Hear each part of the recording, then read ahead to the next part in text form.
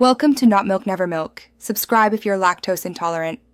You'll start by prepping the HP laptop so Windows 11 runs reliably. First, check firmware and ensure TPM2, 0 and Secure Boot are enabled. This avoids installation blocks. Once done, create a quick backup to OneDrive or an external drive so you can recover data if anything goes wrong. Then reboot and press ESC or F10 to enter HP BIOS. Make the Secure Boot and TPM adjustments now. This gets you past the most common roadblocks and lets you continue to update or clean install Windows 11.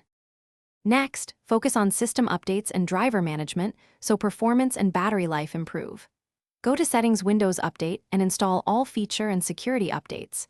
Drivers often arrive there, but run HP Support Assistant to fetch vendor-specific BIOS and device drivers.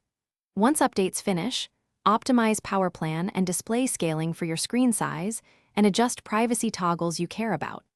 These steps reduce crashes and hiccups. They also explain why battery and thermal behavior change after a major update, so you get a stable daily experience. To finish, sign in with your Microsoft account so settings sync, restore backed up files, and set up Windows Hello for quick secure access. Create a recovery USB from recovery settings now. It saves time if you ever need to repair startup. If something goes wrong, boot into safe mode and check Device Manager to rollback or reinstall problematic drivers, and use the recovery USB to repair the installation. These final actions complete setup and give you a clear first troubleshooting step to resolve most post-update problems quickly. Thanks for watching. If this was helpful, leave a like and consider subscribing. See you next time.